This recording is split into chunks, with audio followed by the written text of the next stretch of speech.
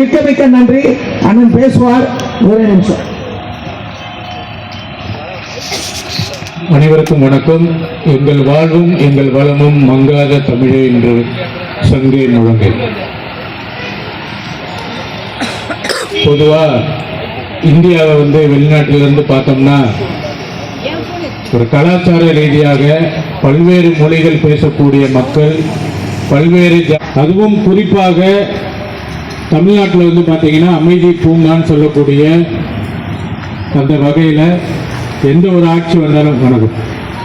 ஆட்சி வந்தாலும் மக்களினுடைய மனநிலைமை எப்படி இருக்குன்னா, நம்ம கிறிஸ்துமஸுக்கு கிறிஸ்தவர்களுக்கு வாழ்த்து சொல்லுவோம். அவங்க வீட்டு பண்டிகை வருது, தீபாவளி வருது அப்படின்னா அவங்களுக்கு புத்தாடை கொடுப்போம். அவங்க வீட்டு குழந்தைங்களுக்கு பட்டாசு போன்ற பொருட்களை நம்ம கொடுக்கறது நம்மளுடைய வழக்கம். குறிப்பாக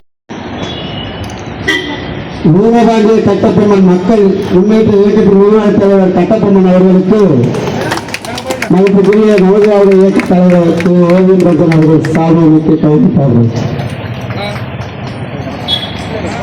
திரு அன்பண்ணன் அவர்களுக்கு சார்பு கௌரவிக்கிறது.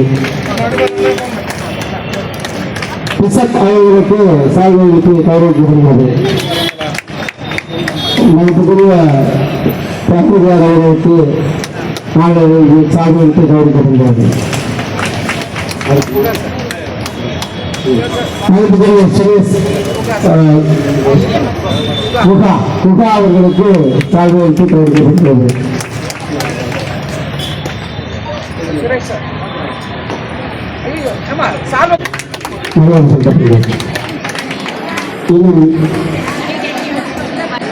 நன்றி.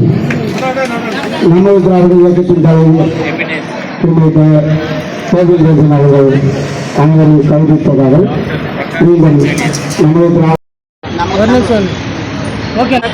RSS இந்து முன்னணியை கண்டித்து இந்த மாபெரும் போராட்டத்தை நாங்கள் நடத்தி கொண்டு இருக்கிறோம். அண்ணன் கட்டபொம்மன் வந்திருக்கிறாங்க. இன்றைக்கி எல்லோருமே ஒரு அச்சுறுத்தல் வருது.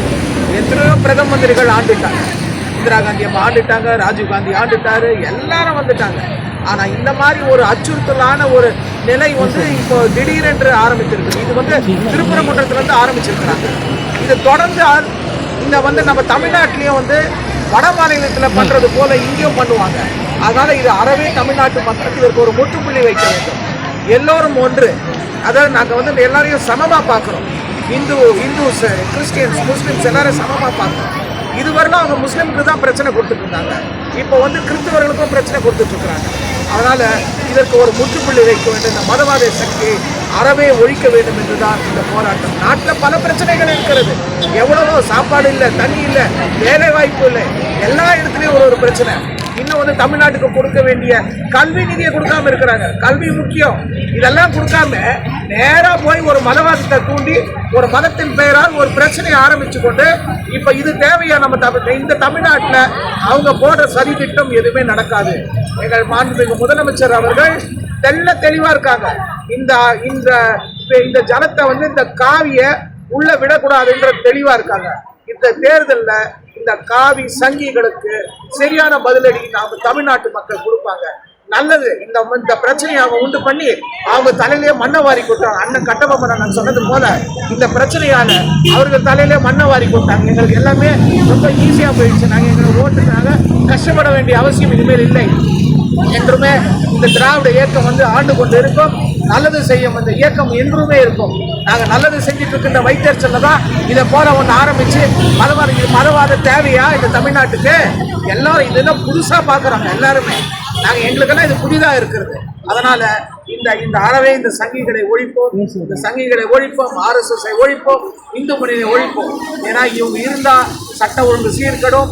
ஆனால் அந்த மாதிரியான சீர்கேடுகளுக்கு நாங்கள் இடம் கொடுக்க மாட்டோம். இந்த தமிழ்நாட்டு மக்கள் இடம் கொடுக்க மாட்டாங்க.